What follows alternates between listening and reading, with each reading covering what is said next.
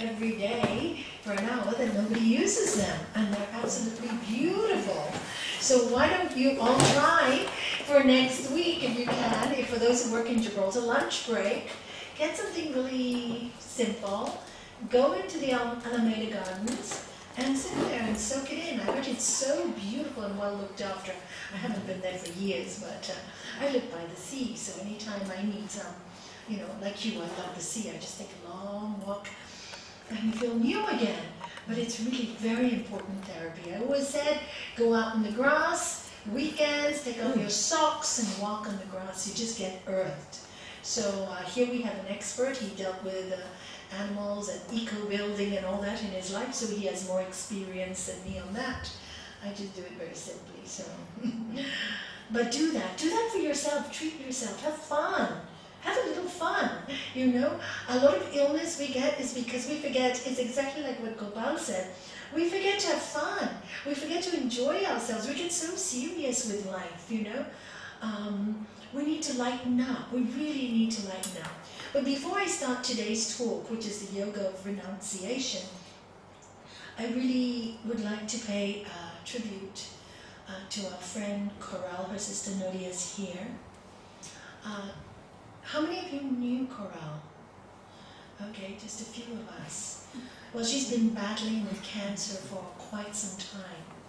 Her spirit, her fight, her non-complaining as her body was deteriorating ounce by ounce, cell by cell.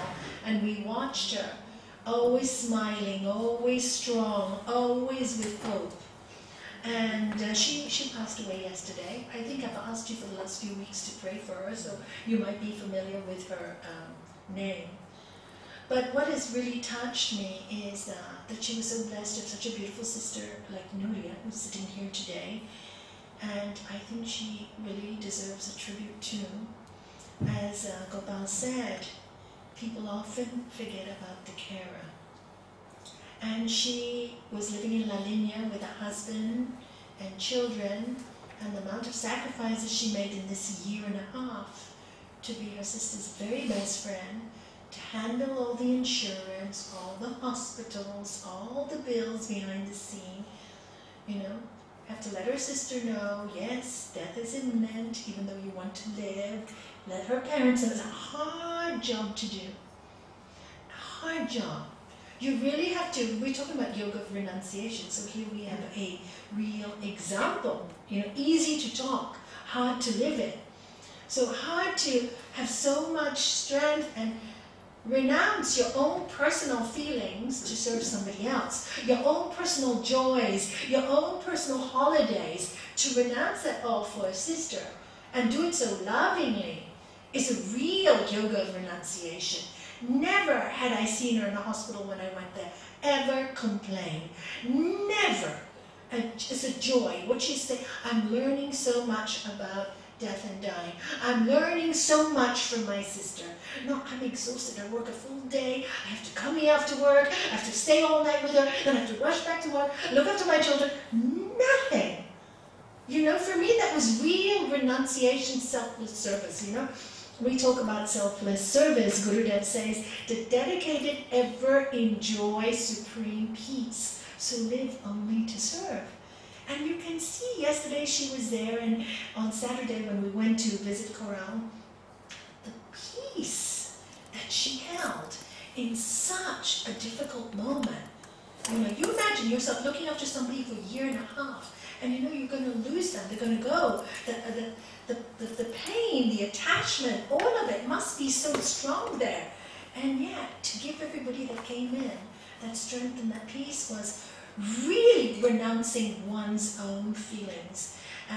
And really from such a sincere place that, I have to pay tribute to her and congratulate her on such an incredible journey of love and service amidst all that pain, that she suffered. And she just gave it all to her sister. Admirable. Admirable. God bless you. I really would like to pay tribute to you, and I'm sure this is coming to me from your sister Coral.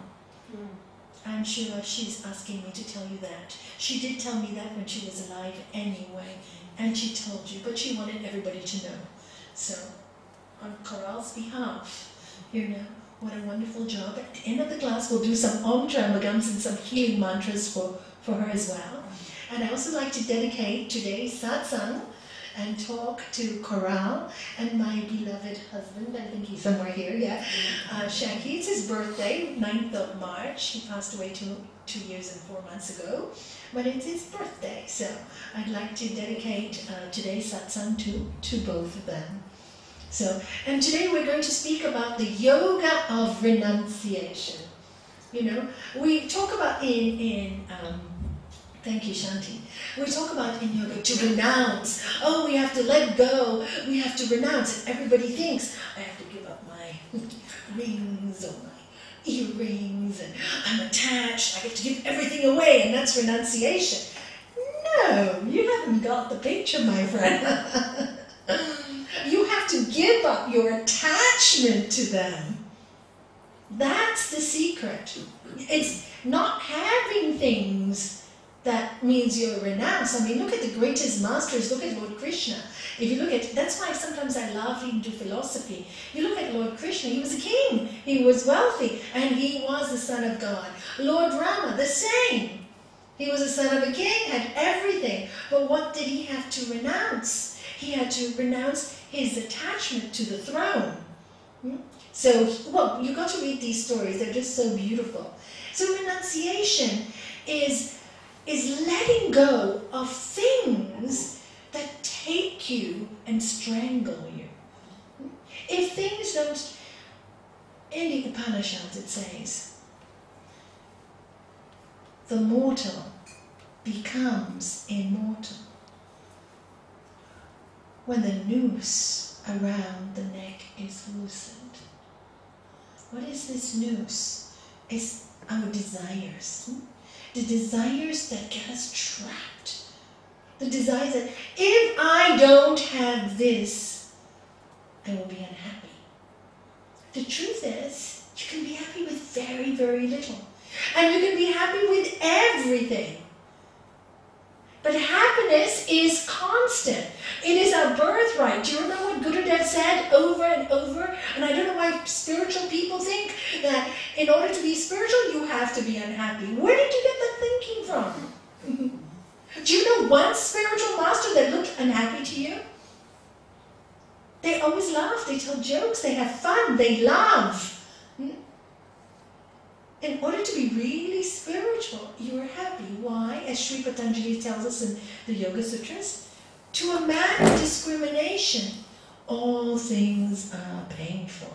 Oh my God.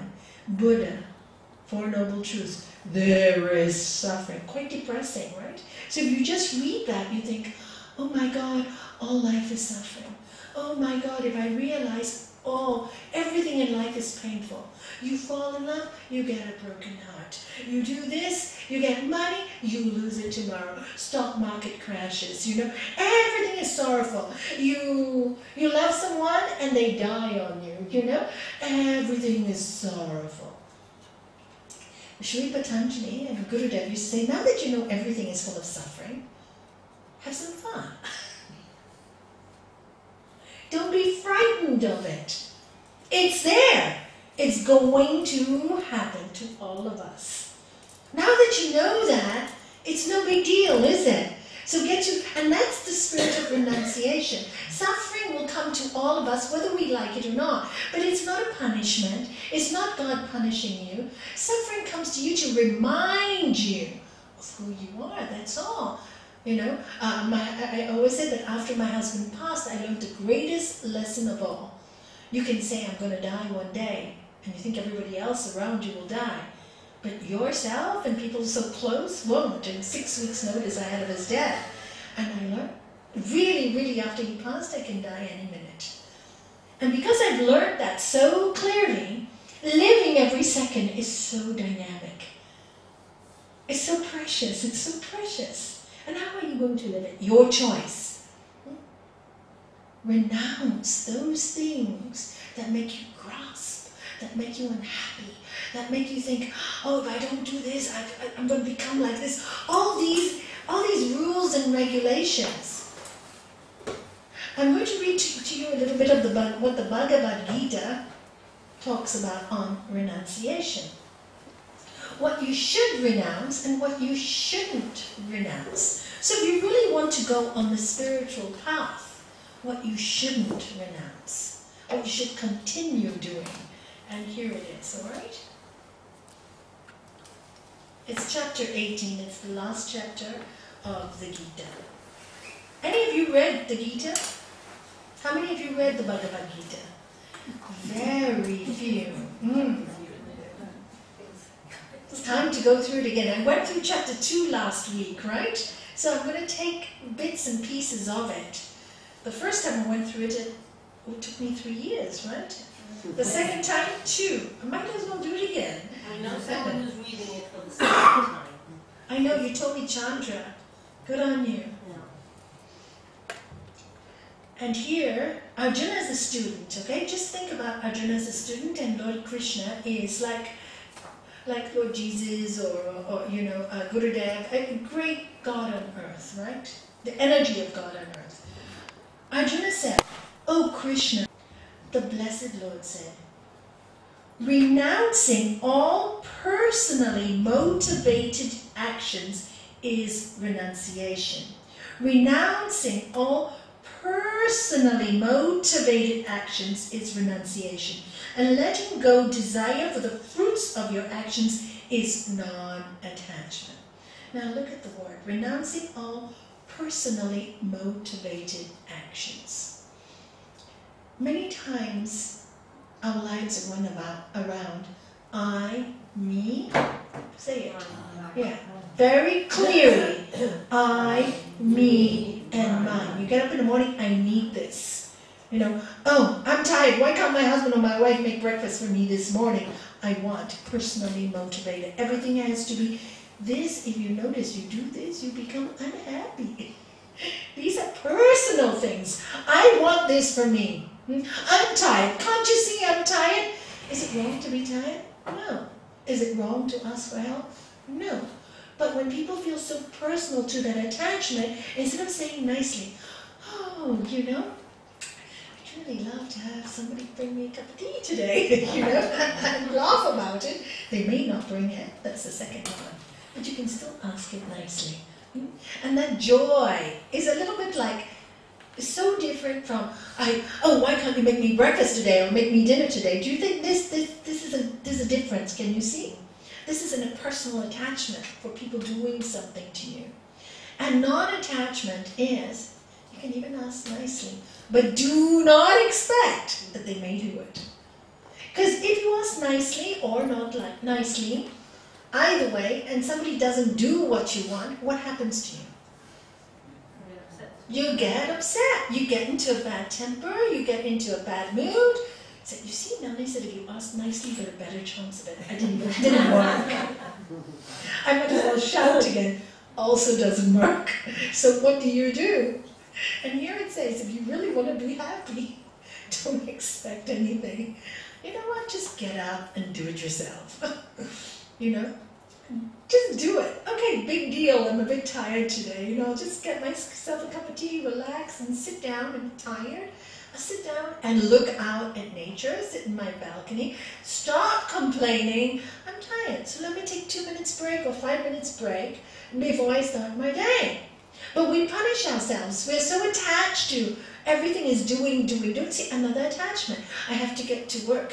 I have to do this. Don't you know I have to do this? What do you think? I can sit for 5 minutes? Your friend or your partner is sitting down enjoying the nice tea and you're screaming at them. You think, I have time? You see all these things. It's all personal attachment. It's them saying, yeah, you're smart. I'm going to get up 5 minutes earlier tomorrow. Now I'm going to enjoy my cup of tea before I go to work. But it's the attachment again. Oh, Nalanie, you don't know how difficult it is to get up 5 minutes earlier. That's your attachment to being lazy. What can I do? I can't fix you. You always have an excuse. Do you see?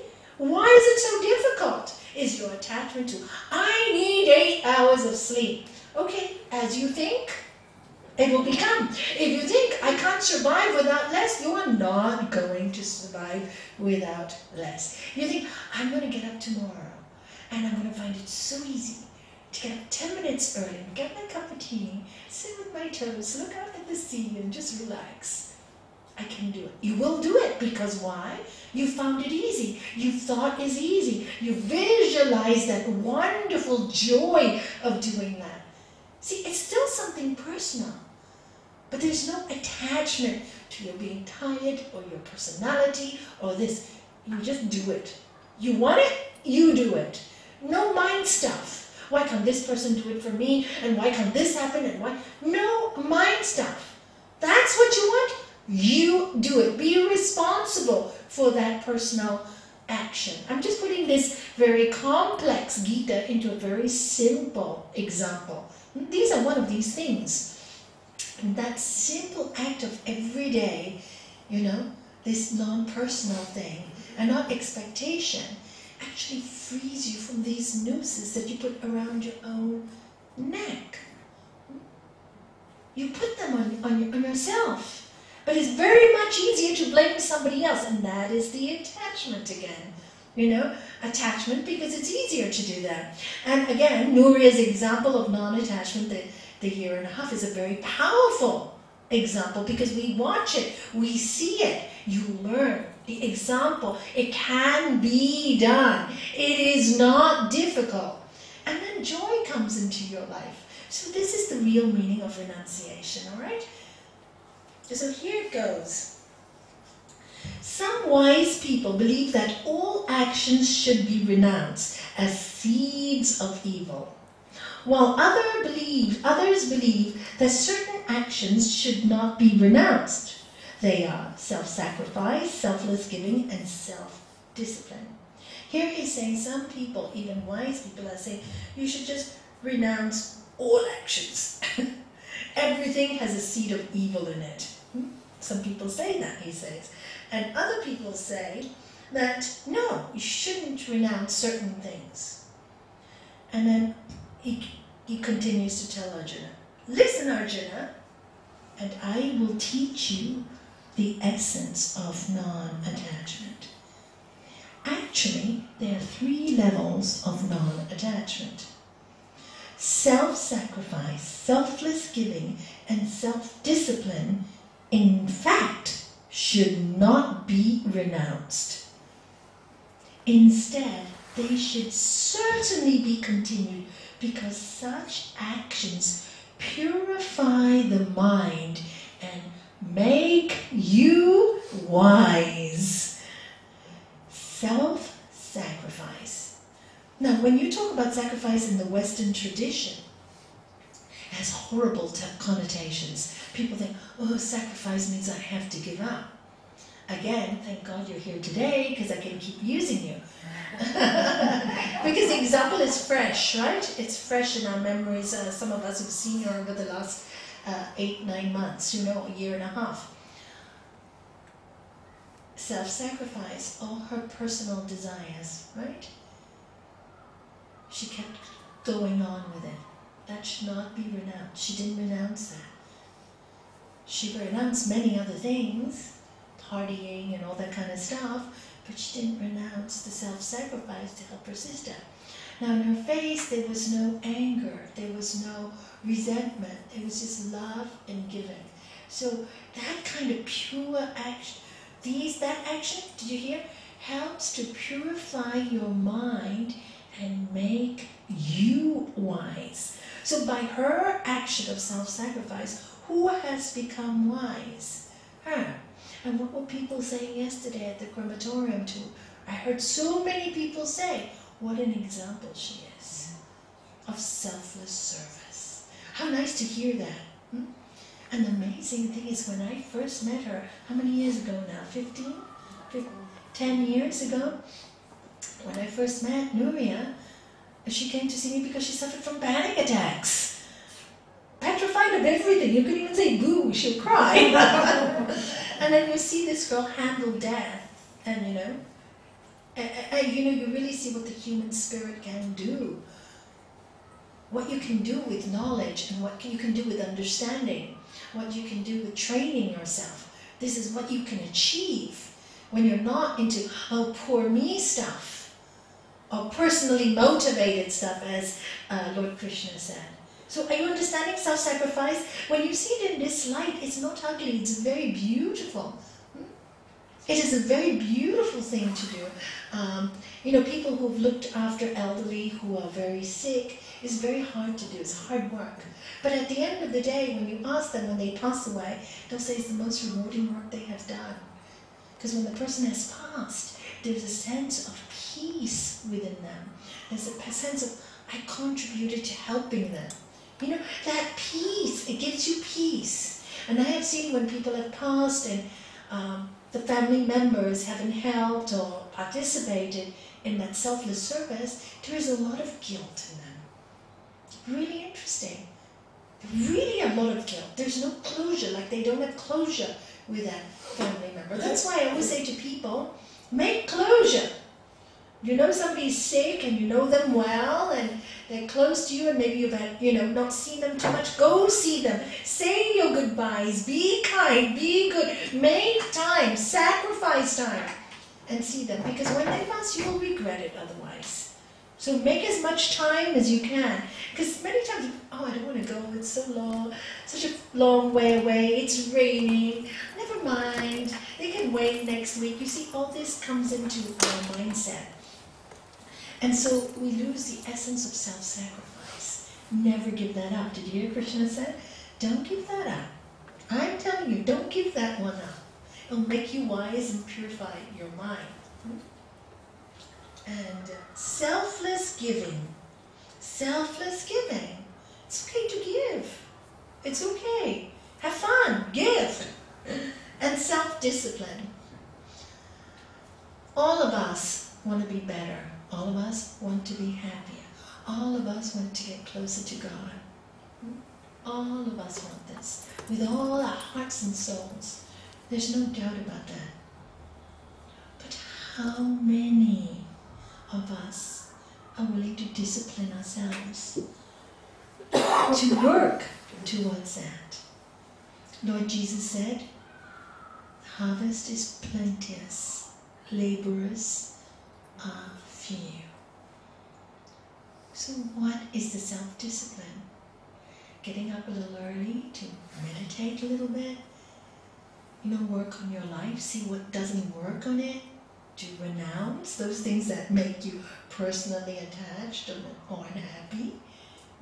I wouldn't even say unhappy, I would say mentally disturb you, disturb the mind. What disturbs my mind? Why do I keep going where things disturb me? How many times I see people, they go to, so many times this used to happen to me. People used to come and see me, said they went to maybe a dinner party and they went there and everybody was talking about clothes and this and that and how much money they had. And they would come back home after that party the next day and feel disturbed the whole day. And I go, why would you feel disturbed about that? Why? You went to a party, people talked about clothes, big deal, no problem. Why did you get so disturbed? Oh, because when I came home, I realized everybody has such a lot and I don't have anything. I wish I could have this. Do you see the personal attachments? So I said, then develop the discipline. If you can't deal with it, then why do you go to these parties and upset yourself? Why are you doing this? I don't know. I don't know what else to do. So I say, build up some spiritual practice. Start to meditate. Get yourself strong. Don't get so attached to what other people have. See, have those things made them happy? Ask the question, have they made them happy? If they have made them happy, then be happy for them. Sri Patanjali, what does he talk about? 4 locks and keys? First one. First lock and key. Do you remember?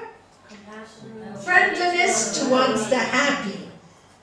So people have what they want. They're happy. Be friendly with them. Get that lovely, happy energy. Be happy. Gopal and I were talking about it today in the room. He said, I can't understand. when people have a nice Rolls Royce, how they can say, oh, you know, I don't understand why they got a Rolls Royce. Why can't people be just so happy? You got a nice Rolls Royce? Great, I'm nice, you know. I'm glad for you. And I said, yeah, I don't understand why too. And that's because the lack of knowledge, lack of discipline to study ourselves spiritually. We need to make time to dedicate time to understand why we have these feelings of jealousy, why we have these personal attachments. And that is self-discipline. Make the time for yourself. If you don't understand why, study self-help books. There's some wonderful ones around. You know, and if you're negative in the mind, read some positive thinking books. Today there's so many wonderful authors. Eckhart Tolle, Louise Hayes, Susan Jeffers, Feel the Fear and Do It Anyway. These are old books, I'm sure. Wayne Dyer is another one, you know. Go, read, study, learn, ingest your soul and all your atoms of your cells in your body. Ingest, eat positivity. Eat it, think it. Eat it so much that it becomes part of your system. Breathe the air, feel the grass, watch the skies. You know, just be happy. Just ingest that food. Don't get so involved in these petty things. And then when you go out to that party, where everybody has all these beautiful things and you don't, you go, wow, lucky I am to be surrounded by beauty, instead of coming home unhappy. This is the self-discipline. This is their dedication to you. Who does it benefit? You become wise and full of purity when you practice these things. So sacrifice, dedication, discipline, the wonderful things. It's just the Western intonation on those words are negative. But if you really look at them, they're wonderful things. Wow, I'd love to sacrifice myself to see somebody else happy. How nice. I have a piece of cake. You want it? You have it first. How exciting, you know, to see somebody else happy. And Gurudev says, you know, when you lose something, like if you're in a race, right, and you win, you have to look at all the faces of the unhappy people. So they're all unhappy because you won. But if you lose, you can see the face of a happy person. And it's, you know, I thought he was so clever. Yes, our master was really clever. And you know, when my son was 7, I went to a sports day, I remember. He had a best friend called Darren, and he was doing this running race. And he was really, because he was really quick, and he was really winning the race, and my husband and I were going, Shimon, yes! Suddenly he turns around and he goes, Darren, come! And my husband and I go, he's crazy. He waits for Darren, Darren overtakes him, and then he comes second. But you know, he taught me and my husband a great lesson because he was so happy for his friend. He really, at that age, he said, you know, he was so happy to be second place. And I learned a great lesson. I often tell him that story. I said, do you remember that race, you know? I said, you really taught Dad and me, you know, how happy you were. And we said, and of course, as parents, we're so silly. At that time, I wasn't even into yoga. I said to him, you're so dumb. You should have got the first prize. Wrong teaching, Mom. And many years later, obviously. You can feel the joy in that story, yes. yeah? Yeah, I could see, you know, I still have that vision, and my husband, we talked about it for years after that, because it was so powerful, that experience from a 7-year-old to give the prize to his best friend, you know. And he said to us, I've won many races, Darren never has. So that was his motivation. Let him have it. And the joy he had. He never regretted it. And these simple things you learn from children, they teach you a lot. So here he's talking about, don't give up those things. Don't give up selfless giving. Don't give up self-sacrifice. Don't give these up. And self-discipline. So let me ask you a very quick question. How many of you have a disciplined practice? Some kind of disciplined practice to enhance your knowledge of your own spirit every day. How many of you have an everyday practice? Good. Good. At least 12. It would be nice to see the whole room, right? So every day, it's really important to give your spirit some time. After all, it's going to be the one that's going to be with you when you die, not your body. So, if you can make 1 hour for the gym, and you can make an hour for the hairdressers, and you can make half an hour to have your hair cut, or have a meal, 2 hours, and go out for a meal, you can do all that. Go and see a movie, watch a DVD. Why can't you make a little time for your sweet, sweet, sweet spirit, who's never leaves you, who's immortal, with you through all your lifetimes, and say, hey, I'm infinite. Give me time. Why can't you do that? Ask yourself. So, take the whole of your brain and your intellect. Would you like some water? You sure? Yeah. For me, I'd like to answer that question. For me, I think it's ignorance, because we forget where we're going, and we put more importance in other things. Yeah. Sri Patanjali tells us, what is our big problem? Thanks for making space for yourself. If you can't see, just move your chair. And if there's loads of space up here, if anybody wants to move forward. Lakshmi, Anju, it's very warm and cozy up here. Sure? Yeah, you know, Sri Patanjali says, he calls them the kleshas. What are these things that stop us from, what are these things that stop us from recognizing every day, you know, who we are and what we are? One is ignorance. What is ignorance based on? Ignorance is based on thinking that which is impermanent as permanent. Right? We know this life, and you can tell us, and we saw it yesterday in the coffin, that this body is not permanent, but we think it's permanent. The non-self as the self, the mind and its thoughts as who we are, when really that's not who we are. Yes, that's who we are on this earth for the little time we are here, but who are we really, the self? And the non-changing for the constantly changing. And we are so engrossed in it that we forget. We forget. And that's what Sri Patanjali says. This is the cause of our problems. But if you spend a little time every day, 5 minutes, early morning, first thing you wake up.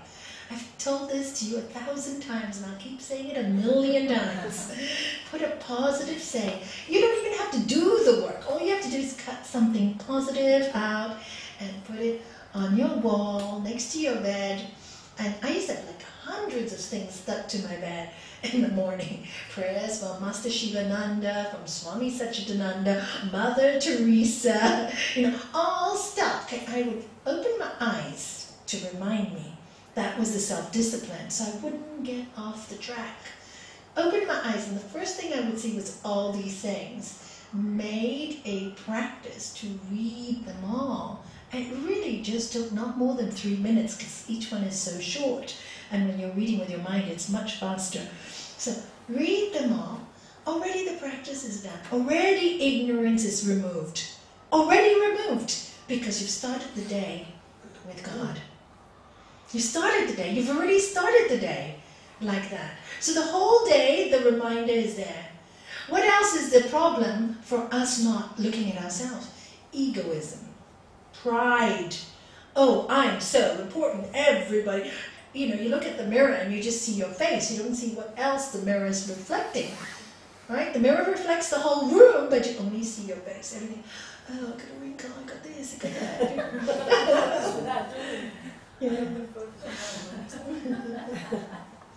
But we don't see the whole picture. You know, we get so self-engrossed. Egoism. Next one is aversion, hatred. You know, when you have something that, you know, that you don't like.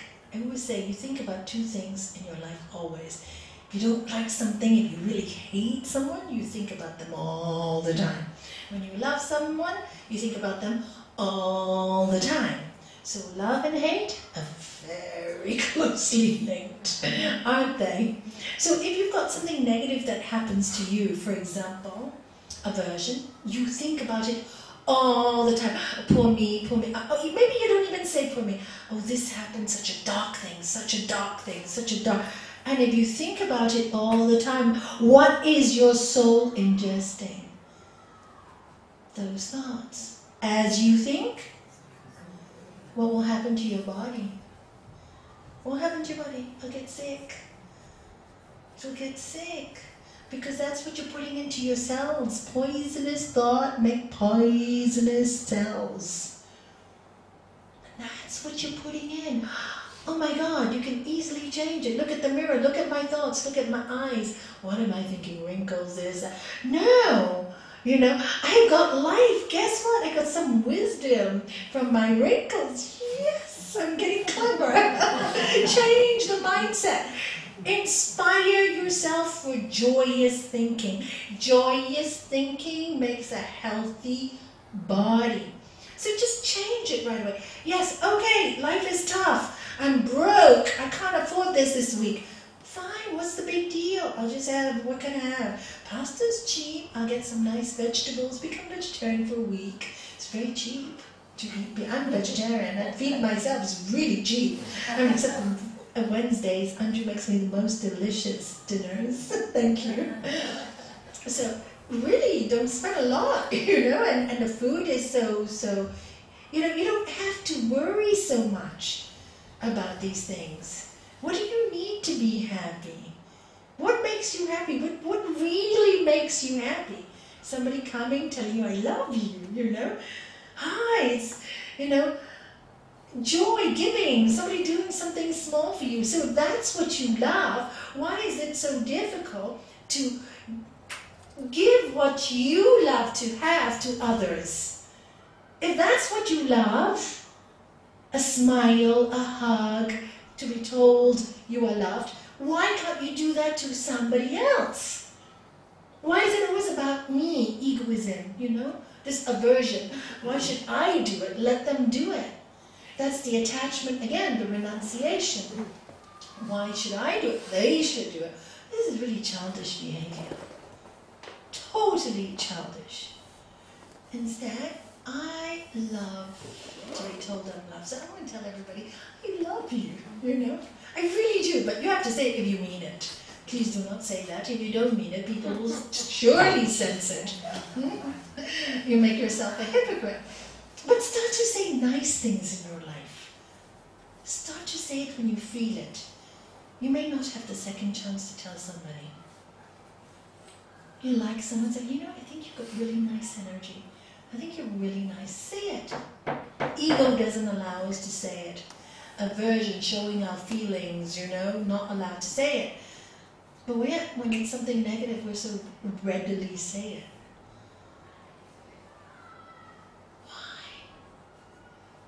Why? Why are we so ready to hurt someone and so unready to love them? Why? Egoism, aversion, all these things. And Gurudev said is, for example, aversion, simple thing. I don't like to wash dishes, for example. Okay? That's an aversion. Would you agree? Would you agree? That's an aversion. If I didn't like to wash dishes, I go, I don't like to wash dishes. Dishes have to be washed. They're in the sink. Correct?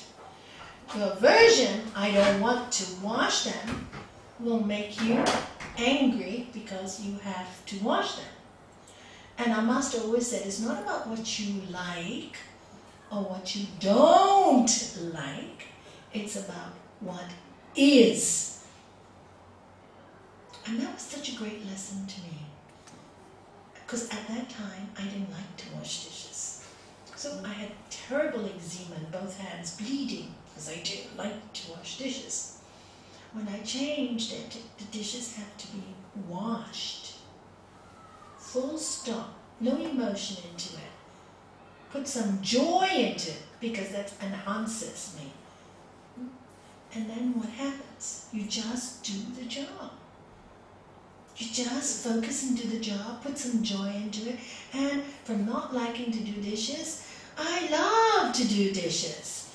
I remember when I first got my dishwasher, my daughter said to me, Mom, you've been waiting for a dishwasher for 23 years. You finally got one and you still wash everything by hand. It took me that long to get used to it. I had it for 3 months, and she used to come and use it all the time. Mom, what's wrong with you? I said, you don't quite like one. I clean them really well. And but you see how the mind gets set with these things, you know, and you can convince yourself to like anything. So aversion is what stops you from enjoying life as well. I'm using these very petty examples because they're everyday examples, but you yourself know what aversions you have to people, to things, to jobs, to circumstances. Oh, I don't like my job, but I have to go to work. I have to go to work. Well, how lucky you got work that you can earn some money to feed yourself. In today's world, looks so difficult to get a good job. Just be grateful, I got a job. I can feed my family. Gratitude. Okay, you don't like the job, it's not a perfect job, but you got a job. You can feed your family. When you feed your family and do self-sacrifice, selfless giving, what happens? The gods will look after you.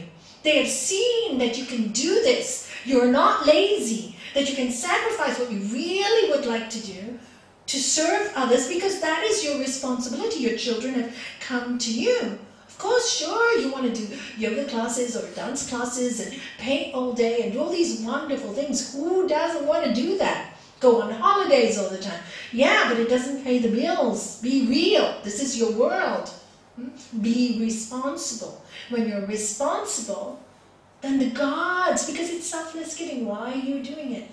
I have a family, it is my duty to serve. That's my dharma. But how should you do your duty? With love. Okay, you don't like your job, learn to love it, because it feeds you. For that reason alone. Pays my bills. I should be grateful. How many people can't pay their bills? How many people don't have a plate of food on their table? Thank you. Okay. When you start to love what you don't like, life looks after you. I've seen it happen to so many people who said to me, Nalanie, I really don't like my job, but at the moment I can't get anything else. I said, get a job. You have a duty. Just look after your children. And they do it. And very soon after, 3 or 4 months later, they'll tell me, oh, I just got a great opportunity. I met somebody who said they had this kind of job, which I would love to have. But now I'm thinking, should I leave my job? Yes, hello, this is what you were waiting for. You got attached to that one that you got used to now, and now the diamond is coming and you're learning to say no. See the human mind, where it goes? I was going to say some people are fearful of change. Oh, very fearful of change. Complaining, but they also don't have the courage to look elsewhere. Yes, that's right. Yes, because, again, like Sri Patanjali says, in ignorance, they're so scared to change because they think security will go away. But if you understand everything dies and everything changes, you won't be worried about change. If you really understand that this is impermanent, you won't be worried about change. In fact, you'll love change because you learn so much from everything different you do. You love learning. You really love learning. And change is very good because it shifts your consciousness. When you get so used to staying in the same place all the time, the routine all the time, you actually become quite small-minded and close-minded. When you move, when you change, when you meet new people, then your mind grows. When you travel, wow, that expands and takes you away from your small world, secular and small and comfortable and secure. But why do you want to be so secure for? Is there any real security anyway? Just see, it's illusion, illusion, illusion. So we fear, like last week I read to you, do you remember? We fear our light, what we can do with our lives. We fear who we can be so beautifully. You know, many people want to do so much, they're a little embarrassed. I go to, they tell me about their dreams, so I go, do it. Really? Don't you think that's being a little egotistical? No, it's your passion, do it. Does it make me, do you think I'm capable? Yes, do it. What are you waiting for? It's your light, do it. But just don't sit there thinking, do the action to do it. You have a dream. Why do you have a dream? Why do dreams and visions come to you? Because you're meant to do it. Yeah, it's telling you that's what you were born to do. Oh no, it's too fancy a dream, it's too great a goal. As you think, it becomes. You self-sabotage again and again and again. The soul is telling you, you can, and you're saying, you cannot. What did Gurudev say? Oh, I constantly hear this mantra. I can't, I can't, I can't, I can't. It's funny, when he says that, it's really quite funny. And it's truth, you can.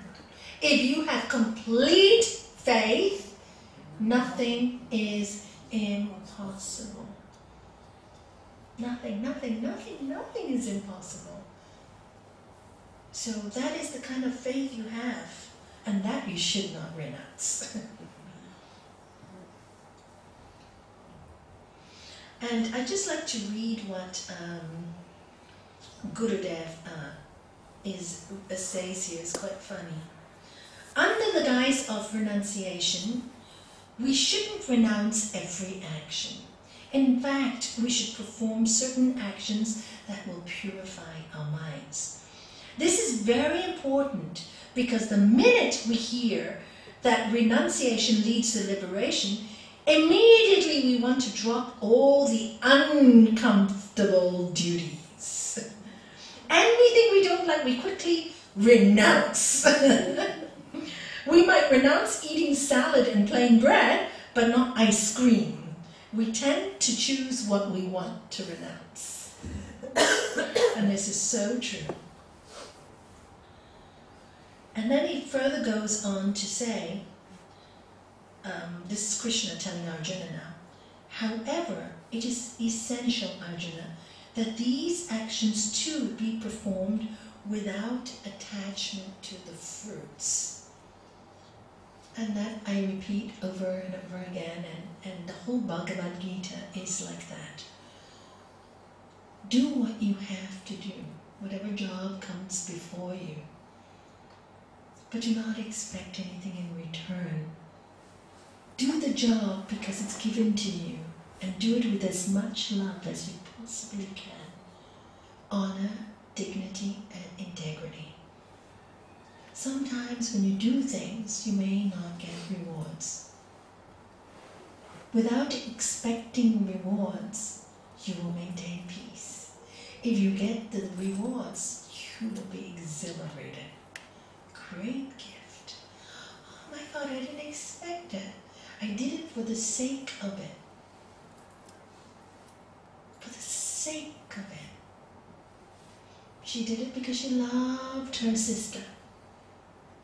Whether she likes it or not, she has received her rewards. Because she didn't expect them. She did them purely out of love.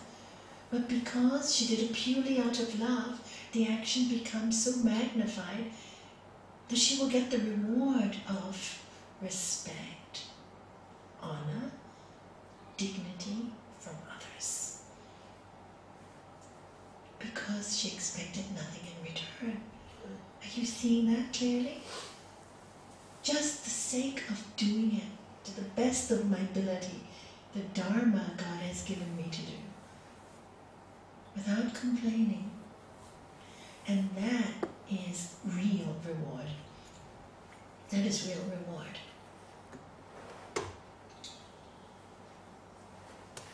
here he says again, abandoning a duty because it is or may be difficult or painful is rajasic detachment and does not bring about merit. I'll repeat it again. Abandoning a duty because it is or may be difficult or painful is rajasic detachment and does not bring about merit. I'll read what he says because he says it so beautifully. Sometimes we do abandon or drop our duties. If you are a tamasic person, you won't even know why you let it go. But if you are a rajasic person, you know it's too painful or too difficult for you. At least you know why, but your reasoning isn't sound. It is escapist mentality. Many times we want to run away from certain places or actions, so we bring in some nice philosophy.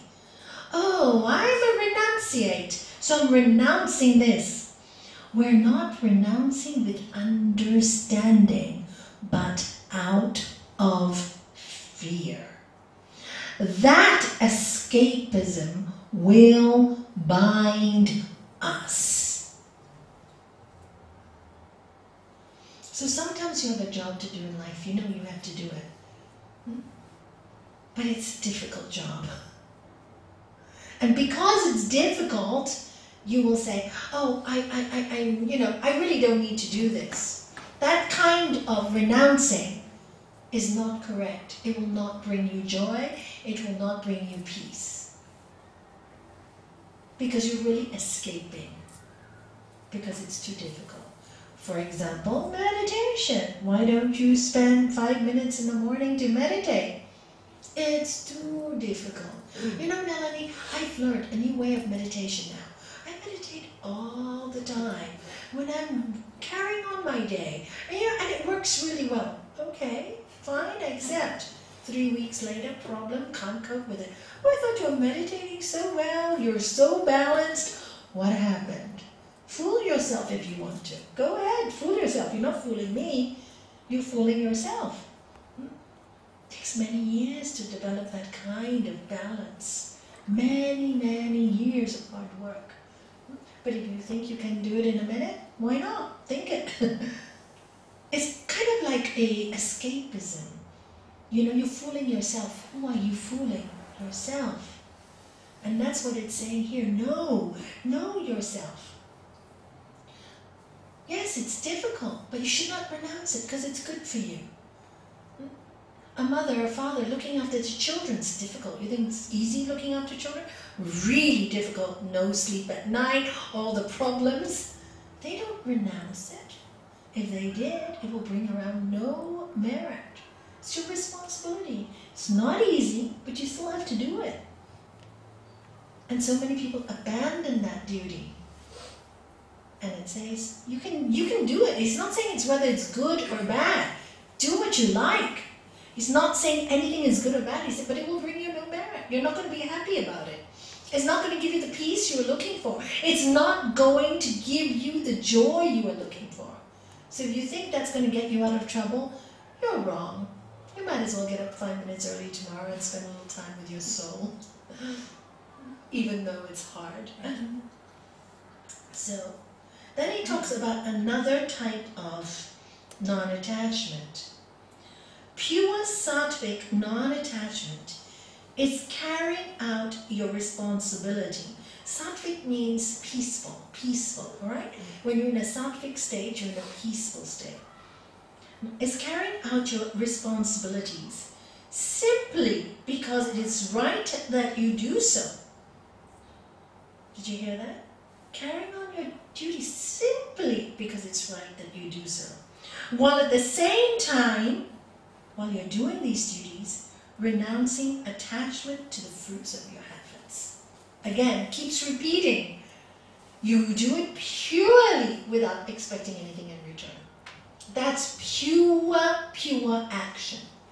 That's the purest kind of most peaceful action you can perform. When you do it because you just do it, expecting nothing in return, you will feel that peace from that action. After you renounce all personal attachments, you'll be filled with purity and clearly discern the nature of dispassion. When you do these things, when you stop all the time thinking, I, me, my, poor, me, I need, I want, then what happens to you is you become filled with purity and you are able to watch nature, walk in nature without so much judgment. Then all remaining, and when you can do that, all your doubts will fall away and you will feel neither aversion nor attraction toward unpleasant or pleasant work. What will happen when you do the duty just because you have to do it? You will develop this ability. When things are not so pleasant to do, you'll do them anyway. And actually I've seen this in a very simple way in the center. For example, when Shanti, you don't mind, when Shanti we first opened the center, she said to me, "Oh, I never clean toilets."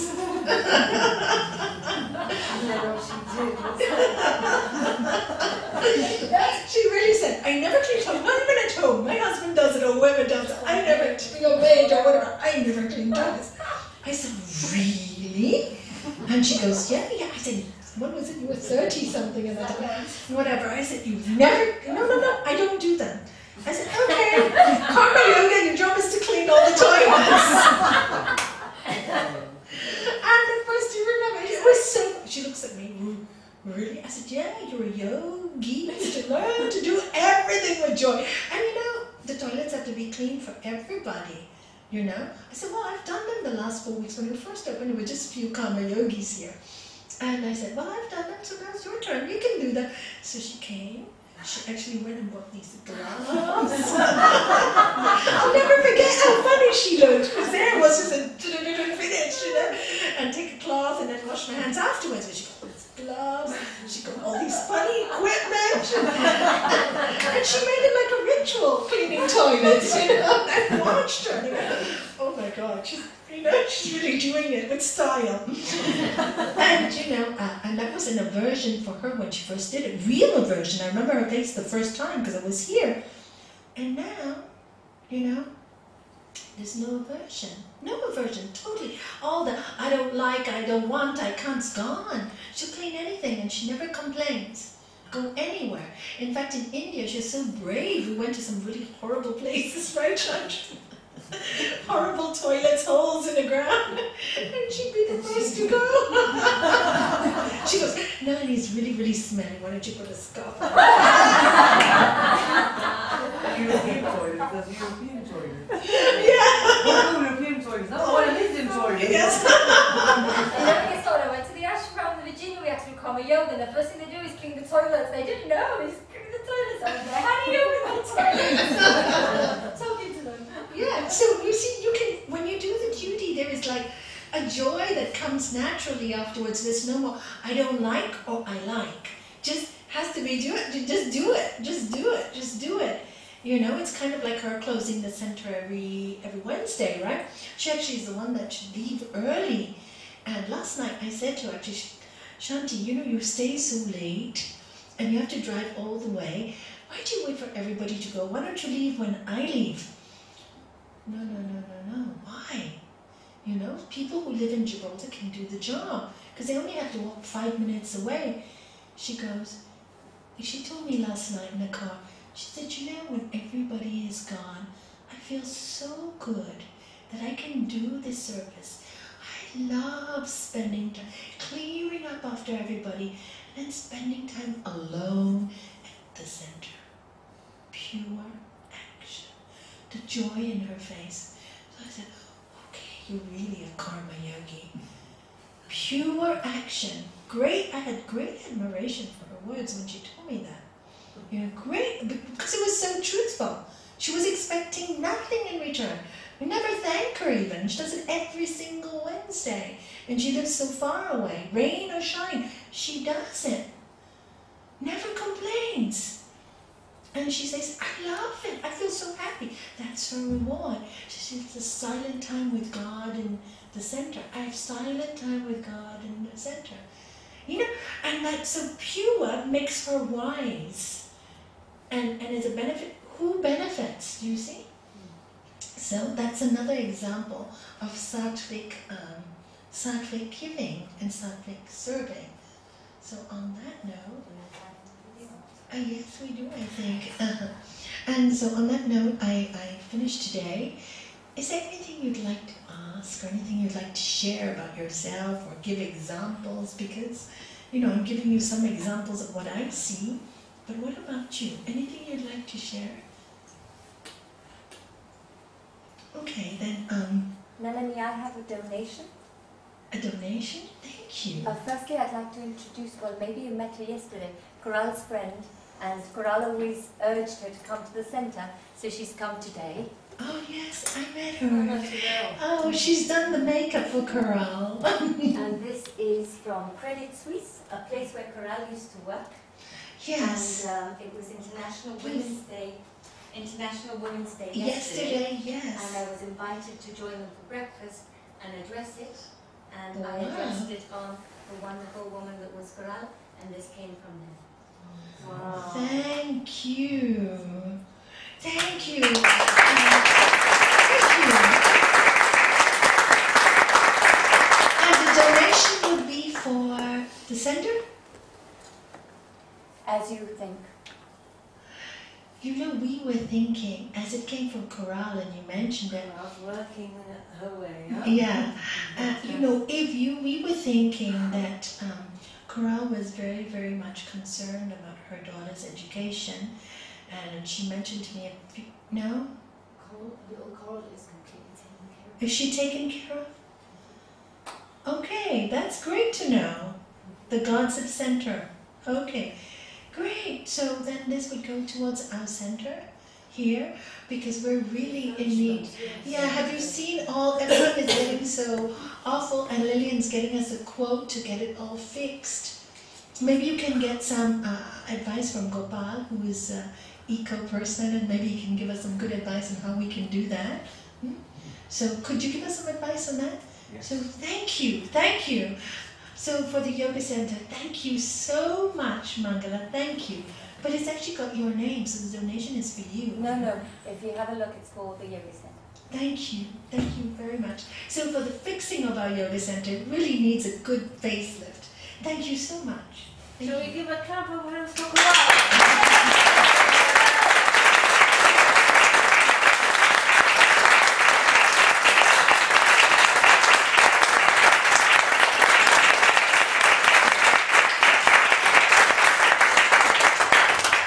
Thank you.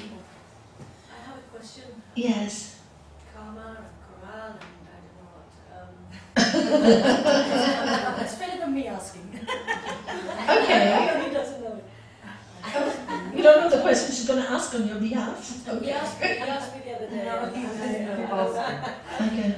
Because I can come to terms like when you know my dad just passed also, and I was okay with that because I can understand he's choosing off, so you know I could understand and see the picture of his life. But Coral being younger, so full of life, so sharing, so giving, you know, is it the soul is choosing? Is it karma? How could you explain it, please, just to maybe help us understand it? You know, we all come to this earth for a period of time. Some have very short lives and some have very long lives. Her soul had a journey. The journey was complete.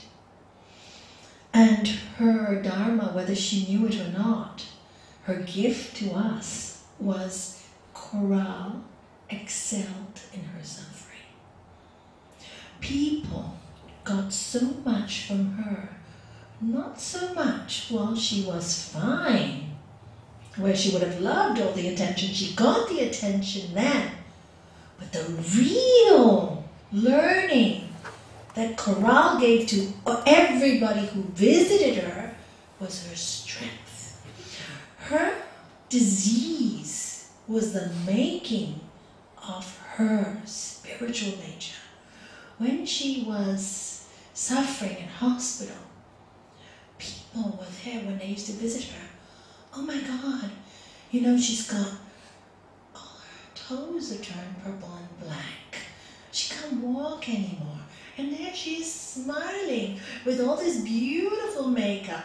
Oh, and asking, and Nalanie, tell me about this, and what are you going to do in India? And tell me nice stories. That strength, that fortitude. Amidst all that, oh my God, anybody else would be panicking. The body swollen from there to there, the arm this thin, to look at your arm going this thin, and your forearm like this big. And still with that voice, and I'm enjoying sitting in the sun. I'm so grateful for sitting in the sun. Isn't that what she told us? And she's falling apart. Coral taught her best spiritual speech, the highlight of her human mission when she had that. She taught us all how to do it. And she had a long suffering, not a short one. She did not want to die, but she did not complain. And that was Coral. And she kept her journal. And she kept her peace. She kept her peace amidst all that. Oh yes, of course, there was the off day that she got angry. But you would be angry when you think so positive all the time. And after thinking so positive, your feet fall apart, your body falls apart, everything starts falling apart one by one. You have a right to be. One day she told me, I don't know why I feel so angry. I said, well, you have the right to be over everybody here. You have a right to be angry. It's okay. One time, 2 times you're angry, look at your body. After all the joy. So for me, Coral's mission on this earth was to teach us, and she had to do it through that suffering. So her soul sacrificed all that to bring so many people. The amount of people that have told me how much they derived from her, what strength they got from her, how much they learned from her, that was her glory. And she did that when she was sick, not when she was well. Her greatest glory when she was sick. So I feel that was our lesson, and that was her journey, and that was her teaching. And her soul must have taught us, and to bring all the family together. Lots of things behind the scene were healed during this 1.5 years. Lots of things. So yes, to us from the outside, it looks, she's so young, she's so beautiful, she's so kind, she's so strong. Why did it happen to her?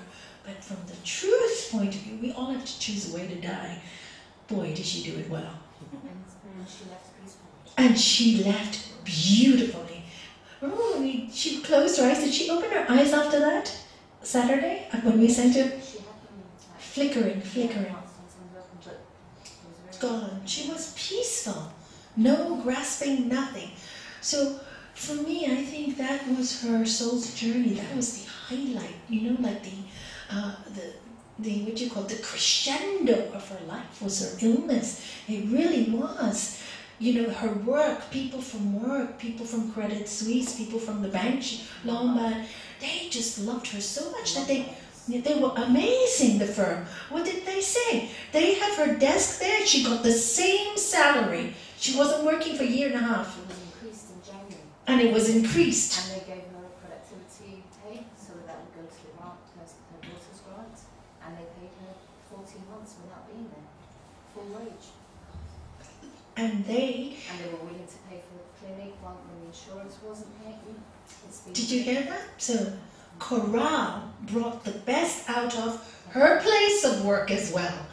So what did she do for that company? That karma of that company is so good because of what they did for her. And an example to all companies, because people are speaking so highly of this company, an example of karma yoga, service, You know, people, it was about people, it wasn't about money. So many big organizations, they don't look after their staff. Okay, they get 6 weeks. After that, no pay, no this, no that. They looked after it till the end. What a way to perform a duty for a big company. You have to respect that company. So, you see, there are many lessons learned in that. Her sickness brought out the best in so many people. It's quite amazing the amount of people that told me stories about her. Quite amazing. You just go into Facebook. Yes.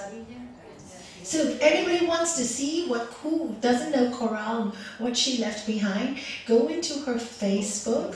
Nuria Gomez asked to be a friend, because I think you have to be a friend to be a friend. Okay, you have to be a friend of Nuria Gomez, and she'll put you on, and you see the amount of comments she got on Facebook. Amazing. And she left. Sorry? I'll see how somebody can get in it or whatever. But you can read the messages without being a friend. Yeah. You have access. You can get Yeah. into her profile, you can open it, make it for everybody to see. Yeah. But also she left, it seems she inspired people by, she was part of the PPP, no? Yeah. So like political party, Right. but she calls him pensamiento positivo permanente. PPP, you know, we're all from the PPP. Yeah. So it's influencing, we're all still, you know. So was her life a waste? Was her illness a waste? No, why? Because if she had been, if one, karma, it's choosing, isn't it? yeah, the death was already arranged, but how she did it was her choice, and she did it pure sattvic, renouncing all personal desires. She was more concerned and worried about everybody coming to visit her, and she was so concerned about giving people trouble. She was so concerned. So yeah, that was her. If she had, let's say, died older, at 80 or 70, And it would have faded away, the effect of Yeah. the illness. yeah, and nobody would have bothered much. Would have faded away. Yeah, it's kind of like Lady Diana, right? Her death, so sudden. What an impact! I remember watching the news the following day. All England, it seemed, suddenly was praying. Everybody was praying for her. Everybody loved her. People just, her death brought up so much love in people. And an awareness that we should, care about these things, landmines and wars. And she opened an awareness. If she had died later, she wouldn't have had that. Sometimes young deaths are there to teach us certain lessons. And these souls, when they live their mission with such positivity, they inspire us, and they've done it. And you can